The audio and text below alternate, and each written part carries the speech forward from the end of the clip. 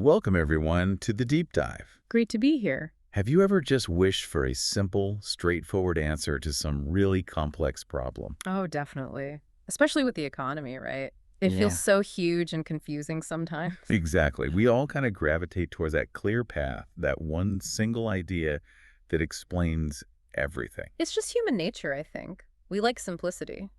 But what if, to really get it, we need a bit more? What if the real clarity comes from understanding?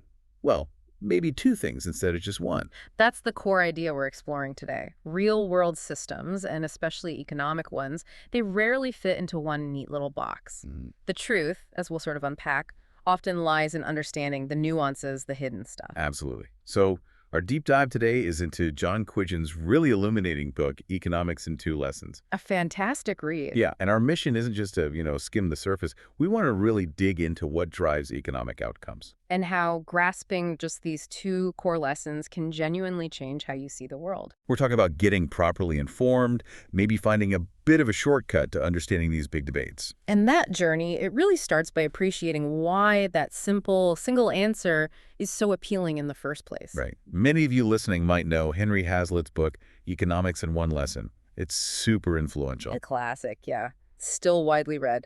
And the message basically is, leave markets alone, things will work out. It's a very appealing message, isn't it? Simple, clear. Totally. It seems to tie everything together. Inflation, jobs, government spending, all back to this one principle.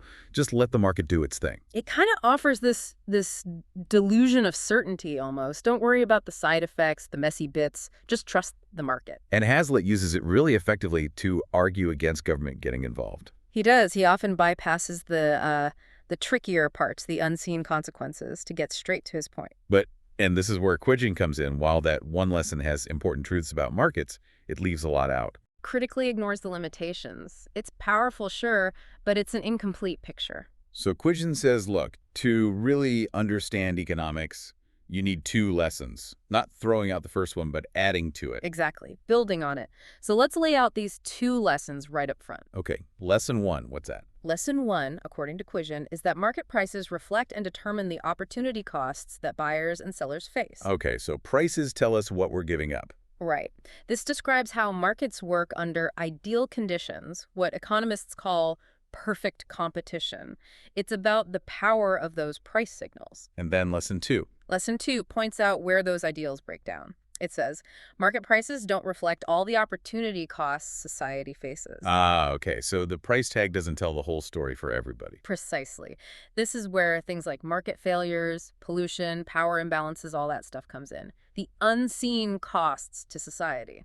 And that's where things get complicated and Yeah. where maybe government has a role. That's the heart of most policy debates, really. So our deep dive today is going to walk you through both lessons. Hopefully it's a bit of a shortcut to understanding these big economic arguments you hear all the time. Yeah, the goal is to empower you, the listener, to make more informed judgments, armed with the full picture, not just half of it. Okay, let's start with lesson one then. The power of markets and this absolutely central idea, opportunity cost. If you take away just one thing today, this should probably be it. It's foundational. So what is opportunity cost exactly? It sounds simple, but it's incredibly powerful. Mm. The opportunity cost of anything of value is what you must give up to get it. So not just the money. Not just the money, it's the next best alternative you forego. The path not taken. Every single choice has one. And this isn't some new idea, is it? You mentioned Ben Franklin. Yeah, way back in 1748. He wasn't talking academic economics, just practical advice. He told a young tradesman basically, time is money. Right. If you can earn 10 shillings a day, but you goof off for half the day, even if you only spend 6 pence goofing off, you haven't just lost 6 pence. You've lost the 5 shillings you could have earned. Exactly. That's the opportunity cost of goofing off, pure and simple, hundreds of years ago. Amazing. And then there was Bastiat, who Hazlitt drew on. Frederick Bastiat, yeah. He used opportunity cost like a weapon in debates. A polemical weapon, Quiggin calls it. How so? He'd constantly point out the unseen. He'd say, okay, you see the benefit of this policy, but what are you not seeing? What did we give up to get it? Foregone alternative. Precisely. And that idea of the unseen is going to keep coming back today. It's crucial. So let's make this concrete. Everyday examples. Robinson Crusoe. Classic example. Stranded on his island, if he spends all day fishing. The cost isn't just being tired. Right. It's the coconuts he didn't pick because he was fishing. Yeah. That direct trade-off of his time and labor. And that applies to us too, right? Labor versus leisure. Absolutely. The opportunity cost of working an extra hour isn't just missing an hour of TV. It's the wage you earn versus, well, maybe time with your kids, doing chores, a hobby, anything else you value. And for families with kids, that's a huge one. Childcare versus paid work. A really tough calculation, yeah. One partner working means they're not doing childcare, which has its own value, its own opportunity cost. It's an economic decision, even if we don't label it that way. That broadens the idea of economic activity, doesn't it?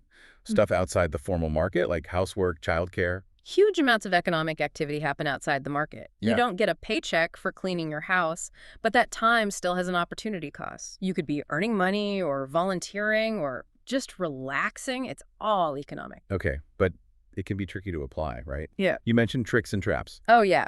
This is where it gets interesting and where even the experts can get tripped up. Let's try a puzzle on you, the listener. All right, I'm ready. Lay it on me. Okay. You want a free ticket to see Eric Clapton, can't resell it. Bob Dylan is playing the same night. He's your next best choice. Dylan tickets cost $40. You'd be willing to pay up to $50 to see Dylan. No other costs involved. What's the opportunity cost of seeing Clapton? Okay. Free Clapton ticket. Dylan costs $40, but I'd pay $50 for him. So seeing Clapton means I miss Dylan. My first instinct is zero, because the Clapton ticket was free. But I know that's wrong. Is it the $50 I value Dylan at? Or the $40 ticket cost? Or, this is tricky. It is. It really shows how our gut feeling can be wrong. Remember the definition. Right. What you give up. You give up seeing Dylan. What's the net benefit of seeing Dylan? Well, I value it at $50, but it only costs $40, so the net benefit is $10. Exactly. You give up that $10 net enjoyment by choosing Clapton. So the opportunity cost of seeing Clapton is $10. Wow, okay. That makes sense when you break it down, but it's not obvious. And here's the wild part. They asked this exact question to 200 professional economists. Guess how many got it right? Oh, no, not many. Only 22%. Their answers were basically random. Seriously, professional economists. Yep. Doesn't mean opportunity cost is meaningless or that economists are bad at their jobs. It just shows how even experts can get tripped up by framing. It makes being clear about the concept even more important for everyone else. That's actually reassuring in a weird way. It means we all need to think carefully. We do. Okay, so moving on within lesson 1. Markets as information processors. This is amazing stuff. Yeah, the idea that prices aren't just numbers. They're signals. Incredible signals. Uh-huh. A decentralized information system constantly gathering info from millions of people about value and cost. Like a global conversation happening silently all the time. Hayek talked about this, right? The tin example. Friedrich Hayek, Yeah. his classic example. Imagine tin suddenly becomes scarcer. Maybe a mine collapses. Maybe there's a new use for it somewhere. Okay. Users of tin, Hayek said, don't need to know why. They just see the price go up. And that tells them everything they need to know. Exactly. It signals. Economize on tin. Find substitutes. And people adjust their behavior all across the globe without any central planner telling them to. That's the coordination aspect. It just happens. Mind-blowing, really. And in an ideal world, this leads to what's called perfect competitive equilibrium. That's where lesson 1 holds perfectly. Where prices exactly match opportunity costs. Right. And there are no free lunches left. Any extra benefit comes at an equal or greater cost. Maximum efficiency. Which leads to that Pareto optimal state you mentioned. The first fundamental theorem of welfare economics. Yeah. Pareto optimal means you can't make anyone better off without making someone else worse off. It's the theoretical peak of efficiency. Sounds great, but something tells me the real world isn't quite like that. And it doesn't say anything about fairness, does it? Not a thing. That's a huge limitation we'll get to with lesson 2. But first, let's challenge that no free lunch idea directly. Tants to fall. There ain't no such thing as a free lunch. Yeah. Yeah, you hear that all the time. Friedman, Heinlein. Right. It implies every benefit has an equal hidden cost. But question counters with Taisa to fall. There is such a thing as a free lunch. How does that work? Through exchange.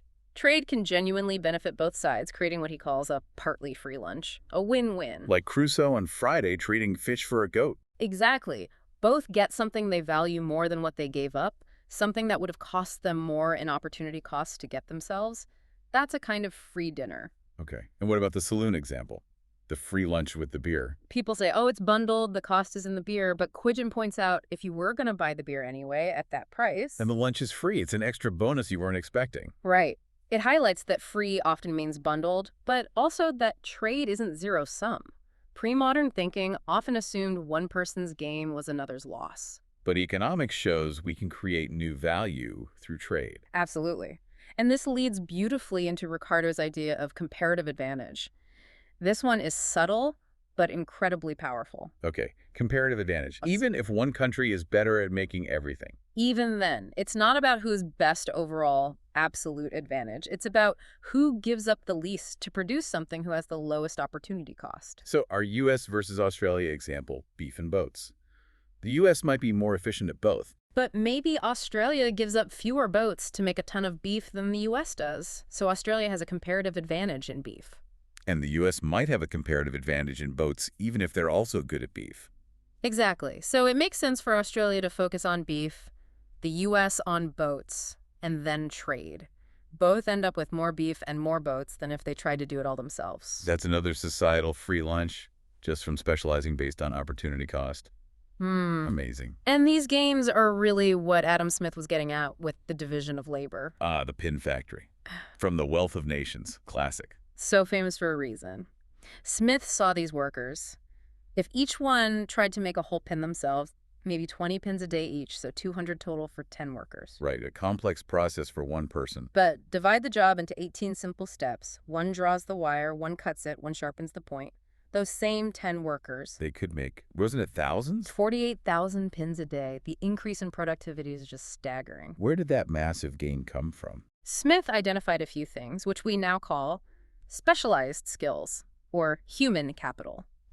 Saving time by not switching tasks, using specialized tools, economies of scale. Makes sense. And improving the tools themselves, learning by doing technological innovation. Human capital, economies of scale, innovation, all from dividing up the work. The foundations of economic growth, really. Okay, let's see. Lesson 1 in action. Airline deregulation. You said it was a big success for this way of thinking. Arguably, yeah. The 1978 Act got rid of federal price controls, route controls. And what happened? Fares dropped, new airlines jumped in, more people started flying. It looked like a win-win, especially for leisure travelers. So how does opportunity cost explain how airlines operate? Well, first, deciding whether to fly a route. The opportunity cost is the profit they could make flying that plane somewhere else instead. They pick the most profitable option for that plane and crew. That's right. But once they've decided to fly, say, London to New York at 8 p.m., what's the opportunity cost of an empty seat? The plane's flying anyway. The fuel, the pilots, the crew, those costs are already sunk, right? Pretty much. The cost of putting one more person in that seat is tiny, maybe a bag of peanuts. So the opportunity cost of that empty seat is near zero. Which is why they'll sell last-minute tickets really cheap sometimes. Exactly. Or why they have such complex pricing, charging some people way more than the average cost, others much less, and why they overbook. They desperately want to avoid flying with empty, zero opportunity cost seats. Okay, and for the passenger, my opportunity cost. It's usually not just the ticket price. It's the next best way to get from A to B, another flight. Driving, taking the train, you weigh the cost against the time, hassle, comfort of the alternative. But there was a catch with deregulation, right? The unseen cost. Yes. While flyers, especially tourists, benefited, business travelers often ended up paying more. Okay, and why does that matter to me if I don't fly for business? Because the cost of business travel gets baked into the price of everything else. Goods, services. Higher travel costs for companies eventually means slightly higher prices for consumers overall. Ah, so even people who never fly might have been subtly worse off. Yeah. At the unseen ripple effect. Fascinating. It really shows the complexity. Yeah. Now, this lens also helps with weird situations like in education market. Right, the college paradox. Tuition fees going up, up, up. Starting salaries for grads, maybe not keeping pace, especially after 2008. Yet demand for college is still sky high. Top universities are harder to get into than ever. How does that make sense? Pay more for less immediate return. It seems backwards. Why are people still flocking to college? Opportunity cost provides the answer. While the monetary cost tuition rose, think about the alternative. Right. Just getting a job with a high school diploma. How did that change? Well, real wages for high school grads have fallen significantly in the U.S. for decades. Unemployment is much higher for them, too. Ah, So the opportunity cost of not going to college actually got worse, or at least didn't rise as fast as tuition. Exactly. The relative benefit of college increased even as the sticker price went up because the alternative path became much less attractive. College looked like a better bet compared to the alternative. That clears it up. It's about what you're giving up by not going. We saw the flip side with law schools, right? Enrollments actually dropped dramatically Why was that different? because there, both things happened. Tuition went way up, and the job market for new lawyers got much worse after 2010. Fewer good jobs. So the opportunity cost of a law degree, the potential earnings you give up while studying for 3 years, plus the high tuition, compared to weaker job prospects that cost just soared. Precisely. The market started to correct, though slowly. Slowly because of sunk costs. Yeah. People already partway through. Yeah, that's the agonizing part. If you're 2 years into a $150,000 degree, the opportunity cost of quitting feels enormous, even if the job market looks bad. You're trapped by the investment you've already made. Ouch. Okay, one more free thing. Yeah. Content. TV, radio, Google, Facebook. Seems free, right? Seems free. No cash changes hands directly between you and Google search. But nothing's truly free, is it? Where's the opportunity cost? Same as the saloon lunch, it's bundled. You get free search or social media bundled with Ads. advertising. The opportunity cost for you is your time, your attention spent seeing or skipping those ads, and increasingly, your data. And for the creators. Yeah. The TV shows, the websites. Huge costs. They're not giving it away. They're packaging their content with access to your eyeballs, which they sell to advertisers. And some argue the ads themselves are a cost imposed on us. Yeah, a negative externality, especially untargeted ads. You consume the show, but you're forced to consume the ads too. An unseen cost bundled into the free service. Okay, this feels like a natural point to transition. We've seen the power of Lesson 1, how markets ideally work. But now we need lesson 2, when markets fall short for society. Because those ideal conditions, they're not really the real world, are they? Rarely, if ever. Lesson 1 is a powerful baseline, but it's theoretical. Reality is much messier. So Lesson 2 comes in when the market price doesn't reflect the full opportunity cost to society. Exactly. That divergence between private costs, what the individual pays, and social cost, what everyone bears, is where the big policy debates happen. Pollution, inequality, the really tough stuff. And a huge part of this is challenging assumptions about property rights. Hazlitt kind of treats them as natural, God-given things. Like they just exist. But Quiggin says, no, all property rights, owning land, owning ideas, owning shares, are constructions of government and law. They're human-made rules, not natural laws. A massive shift in thinking. It means the market outcome isn't just a natural force, it depends entirely on the rules we set up beforehand. Who gets what rights determines who wins and who loses in the market game. That connects to the second fundamental theorem. Right. It sounds technical, but it basically says there's an infinite number of ways to set up those initial property rights. And each setup leads to a different, efficient market outcome. So the final distribution of wealth isn't preordained by the market. It depends entirely on the starting line. Completely. Which brings back Bastiat's unseen again. How so? One lesson thinking focuses on the seen, the current property rights, and the outcome they produce. It ignores the unseen. All the other ways we could have set up the rules and the different, possibly fairer outcomes they might have led to. Like only looking at the current state of the chessboard, not who designed the game. Perfectly put. We see it clearly with new rights, like who gets to use radio frequencies for phones or fishing quotas. Those are obvious government creations. But older ones feel more natural. Yeah, like limited liability for corporations or even land ownership. We forget they were also results of legal and political decisions, sometimes violent ones. You mentioned employment at will in the U.S. How is that a constructed right? It's the legal doctrine that usually the job belongs to the employer. They can fire you for almost any reason or no reason. That's not a law of nature.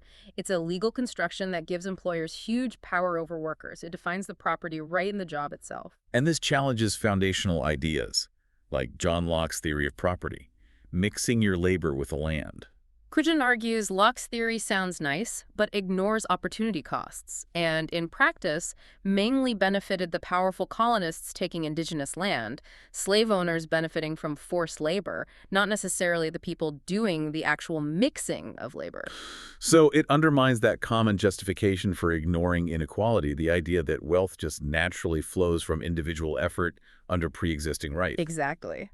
And speaking of justifying inequality, Vilfredo Pareto comes in here. His idea of Pareto optimality can't make someone better off without making someone else worse off. It sounds purely technical, Yeah. about efficiency. But it was used to push back against the older liberal idea of the greatest good for the greatest number. Pareto said you couldn't scientifically compare happiness between people. So you couldn't prove that taking $1 from a rich person and giving it to a poor person increased overall societal well-being. Right. By ruling out interpersonal comparisons, he made redistribution seem unscientific, pushing fairness outside the realm of economics. It became a way to intellectually justify the existing distribution, however unequal. Wow. How economic theory itself can shape what we even consider debatable. Okay, let's talk about a massive failure of the one-lesson view. Unemployment. Yeah. Mass unemployment. Yeah. The one lesson world assumes economies are basically always at full employment or bounce back quickly if left alone. Which just isn't true. History screams otherwise. Recessions, depressions, long periods of mass unemployment are regular features of market economies. They're not quick blips. They can last for years and cause immense suffering. Keynes tackled this, right? John Maynard Keynes. He was the first to really analyze why economies can get stuck in these slumps, defying the old classical assumptions. He talked about coordination failures. Like everyone wants to trade, but something stops them. Yeah. People willing to work, factories able to produce, but no one's buying because no one has income, because no one has a job. A vicious cycle. Lack of demand. So how does lesson 2 apply here? It shows the market price the wage isn't reflecting the true opportunity cost. Unemployed people are willing to work for the prevailing wage, or even less, but can't find jobs. So their opportunity cost is lost production. Exactly. The opportunity cost of their idle time is the stuff they could have produced for society. Goods, services, innovation, just gone. A huge societal waste that one lesson thinking struggles to even see, let alone solve. This flips the script on Bastiat's broken window fallacy, doesn't it? Hazlitt uses it to show the unseen cost the money spent on the window can't be spent on the suit. Right. But the hidden assumption there is full employment. If the glazier and the tailor are both unemployed, Then breaking the window does create new work. It puts idle resources the glazier to work, generating income that might then be spent on the tailor's suit. precisely. The context of unemployment completely changes the analysis. The unseen in a recession isn't just the suit, it's the potential output lost from everyone being idle. History shows this, right? The Great Depression versus WWII. Stark contrast. Millions idle in the 30s. Then, massive government spending for the war leads to full employment, and living standards actually rise for many who were previously unemployed. It showed what mobilizing idle resources could do. And the 2008 crisis was another reminder. The Lesser Depression. Yeah, it shattered the illusion of the Great Moderation, the idea that we'd conquered deep recessions. We saw prolonged unemployment again. Okay, another big area where markets fall short. Monopoly and power imbalances. Because lots of markets aren't perfectly competitive, are they? Not even close, often. You get monopolies, one dominant seller, or maybe just a few big players, and oligopoly. And a monopolist, without real competition, can jack up prices way above their actual opportunity cost of production. Making extra profit rents, you called them. Economic rents, yeah. Profit beyond what's needed to keep them in business. Consumers lose out, they pay more, or just can't afford the product at all. And it's a net loss for society. The monopolist's gain is smaller than the consumer's loss. Where does this monopoly power come from? Several places. Sometimes it's natural due to huge economies of scale. Think utilities, power grids, water pipes. It's just cheaper for one company to serve everyone. Right. Smith's pin factory idea writ large. Or the 0.6 power rule, doubling capacity doesn't double cost. So one big firm is more efficient. But that creates a problem. You can't have price equal opportunity costs for both the producer and consumer. The efficiency comes with market power. What else? Innovation can lead to temporary monopolies, think a new drug patent, or first mover advantage, like with big tech platforms. Amazon, Google, Facebook. Yeah. They might lose money for years to build a massive user base, creating network effects. Once they're dominant, it's incredibly hard for anyone else to compete, even with a better product. They lock in their power, and prices don't reflect competitive costs. And then they're the ones governments create, like intellectual property. This is a really big one. Patents, copyrights, they are government-granted monopolies. For a limited time, yes, but still monopolies. Historically, kings even granted patents just as favors. And these have been expanding. The Mickey Mouse Protection Act. Exactly. Copyright terms keep getting longer and longer, life plus 70 years now in many cases. It's often called a license to print money, granting huge market power backed by the state. What are the downsides, besides higher prices? You get things like patent trolls, companies that just buy patents to sue people, not to make anything. Or copyright being used to stifle criticism or hide information, think Scientology. Or commercial incompetence blocking public scrutiny of government deals. And the economic argument is that it might not even spur that much innovation. Studies often suggest the harm from enforcement, higher prices. Blocked competition outweighs the benefits, especially in areas like pharma. U.S. consumers pay way more for drugs than other countries, even though the U.S. government funds a lot of the basic research. Many top economists actually opposed extending copyright terms. So these government-granted monopolies might be doing more harm than good overall. It's a serious argument.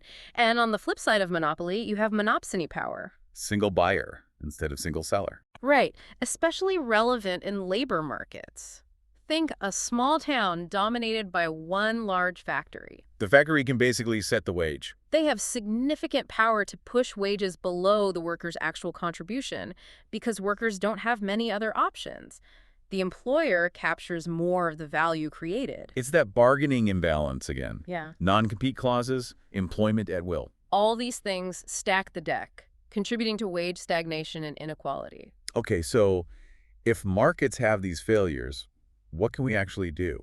This brings us to policy. And moving beyond the do-nothing of Lesson 1, which is useless for unemployment, inequality, climate change. You need two lesson economics for actual solutions. And the core idea is often about fixing those property rights when markets fail, which leads to this distinction, predistribution versus redistribution. Okay, define those again. Predistribution is fixing the rules of the game beforehand, changing property rights, market structures, bargaining power before income is earned, aiming for a fairer starting point. And redistribution. That's adjusting incomes after the market has done its thing.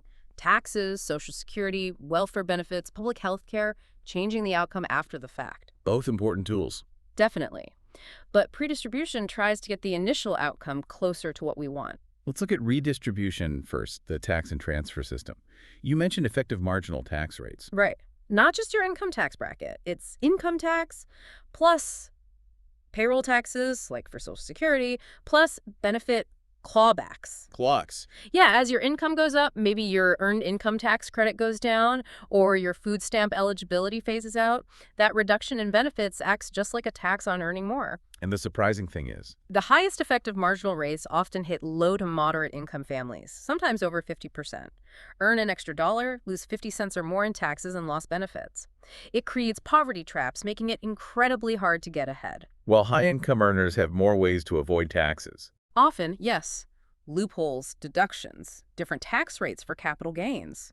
This reflects shifts in political power that have favored capital over labor, leading to tax cuts for the wealthy, often paid for by cuts to public spending or stagnant wages elsewhere.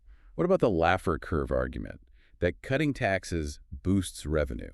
The theory is sound a 100% tax rate yields zero revenue.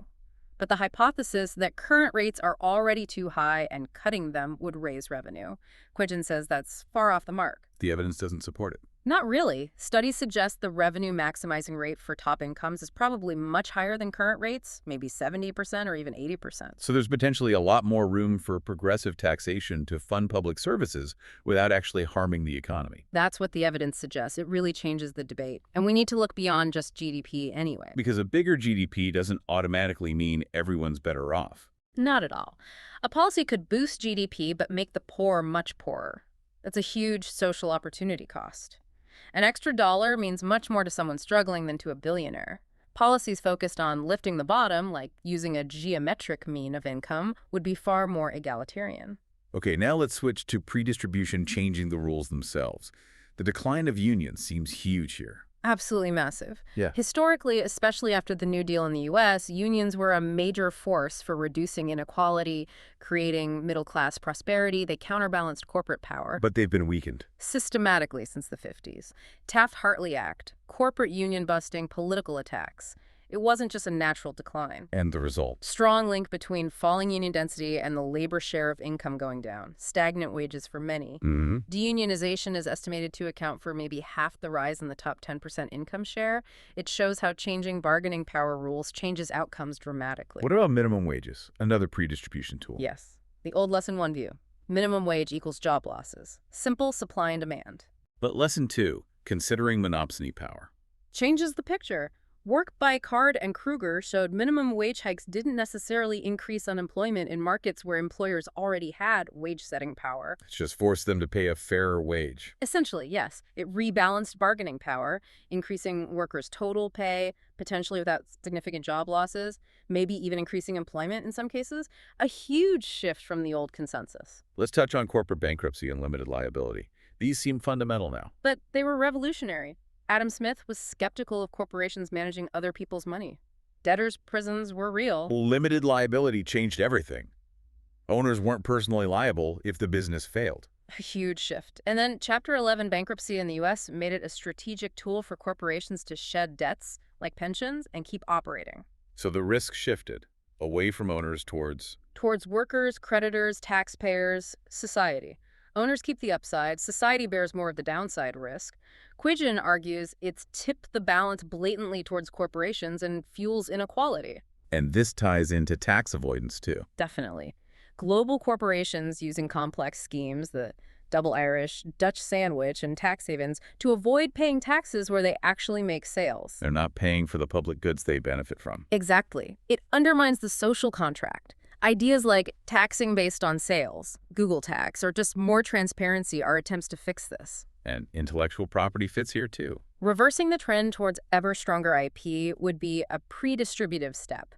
More support for the public domain, open source, fair use, letting knowledge flow more freely instead of being locked up for corporate profit. Okay, final major area, environmental policy. Yeah. Pricing the public bads. Pollution is the ultimate negative externality, right? Companies don't pay the full social cost of the damage they cause. So they overproduce pollution because it's artificially cheap for them. And remember, destruction isn't good for the economy. Pollution damages health, property, ecosystems. The cost of cleaning it up or the lost well-being is an opportunity cost. Preventing it is economically rational. How do we do that using Lesson 2 thinking? Several ways. Direct regulation worked well for early air and water pollution, just banning certain fuels or requiring specific technologies. Like scrubbers on smokestacks. Right. Then there are Pigovian taxes, taxing the pollution itself, like a carbon tax. Make the polluter pay the external cost. Internalize the externality. Exactly. And then there's cap and trade, or tradable permits. How does that work again? Government sets a total limit, the cap, on emissions. It issues permits adding up to that cap. Companies need permits to pollute. And they can buy and sell them. Yes. Companies that can cut pollution cheaply will do so and sell their spare permits to companies where it's more expensive. It achieves the overall reduction target at the lowest possible cost to the economy. Like the acid rain program's success. A textbook example of market-based environmentalism working well. Which brings us to the biggest one, climate change. The ultimate global pollution problem. The biggest market failure in history, as Nicholas Stern called it. Greenhouse gases CO2, methane. The science is overwhelming. But this really challenged the one lesson view, didn't it? Massively. Pollution, especially climate change, just didn't fit the simple markets fix everything model. Hazlitt found it very tough and mostly avoided it. And that led some to denial. Or downplaying it. It's uncomfortable if your core belief is that markets are inherently optimal. Quiggin draws that parallel to Bastiat's second professor. Dismissing the chemist's warning about poison gas, trusting Providence or the market to sort it out. It's eerily similar to the arguments of climate skeptics today, who often align with one lesson economics, a faith-based dismissal of scientific evidence because it contradicts the theory. And the unseen cost of inaction on climate change is enormous. And not just for distant generations, it's for people alive now. Our kids, our grandkids, their lives, their opportunities will be drastically affected by choices we make today. This connects to the idea of public goods too, right? Things markets don't provide well. Exactly. Public goods are non-rivalrous. My listening to a radio broadcast doesn't stop you listening, and non-excludable, it's hard to stop people accessing a public park or clean air. Markets fail here because of the free rider problem. Right. Why pay if you can benefit anyway? So markets underprovide them. This shows why the state is essential for things like national defense, legal systems, basic research, and environmental protection. Lesson 1 alone can't get us there. So wrapping this all up, the core message of economics in 2 lessons. Is that the simple certainty of one lesson economics is appealing, especially if it benefits you, but it's dangerously incomplete. For the big problems, unemployment, inequality, climate change, it just has nothing useful to offer. Nothing useful. It leaves us stuck. We need both lessons. How markets work ideally and critically, why and how they fail in the real world. That's the key to informed choices, effective policy, and actually understanding what's going on, moving beyond simple answers to real understanding. So a final thought for you, the listener. Armed with this 2-lesson lens, what unseen opportunity costs might you be overlooking in your own life or in the big debates happening around you? Are we only seeing half the picture? How could understanding both lessons help us make better collective decisions, maybe even change things for the better? Something to think about. Yeah, We encourage you to keep digging, keep doing your own deep dives, absolutely. keep questioning. Thank you for joining us on this deep dive. Thanks, everyone. We'll see you next time.